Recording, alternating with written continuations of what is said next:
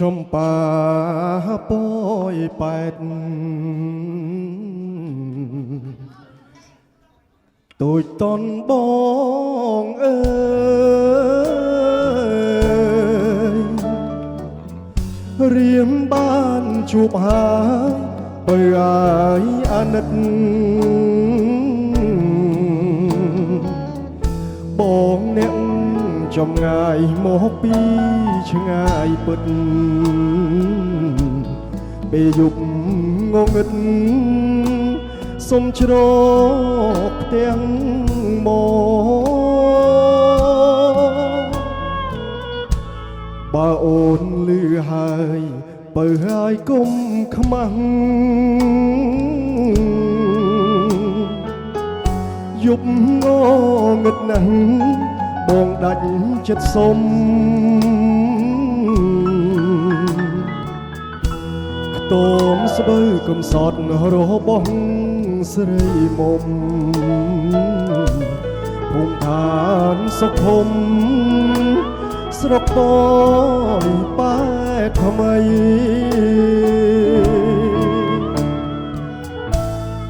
យប់អើយយប់ស្ងាត់ខ្យល់ផាត់ទឹកហូរបយប៉ែដងអូជាប់ព្រំដែនថៃហើយយំក្រលួគួចនឹកអាឡ័យគិតថាស្អែកថ្មីលាថ្លៃពុំ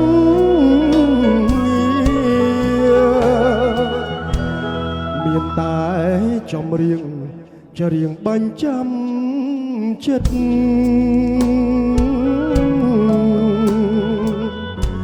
សូមផ្ញើជីវិតស្រស់ស្រីស្នេ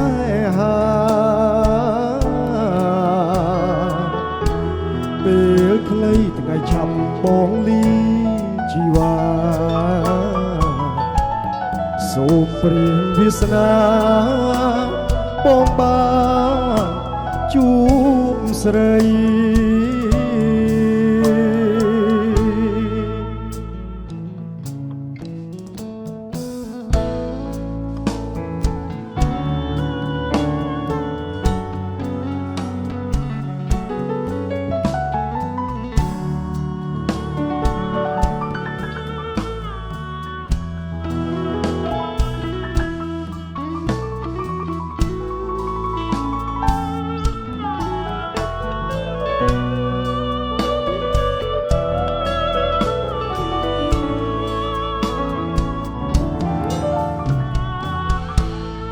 យប់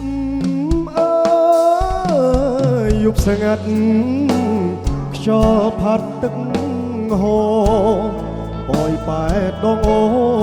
ជាប់ព្រំដែនថៃ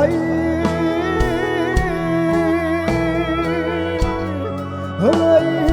យំក្រលួគួចនឹកអាឡ័យគិតថាស្អែកថ្មីលាថ្លៃពុំ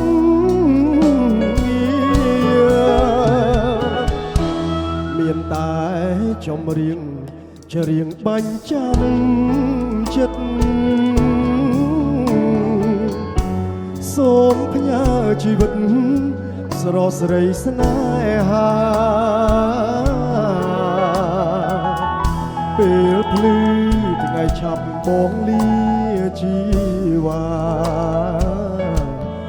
សូមព្រាងវាសនាបងបានជួបស្រី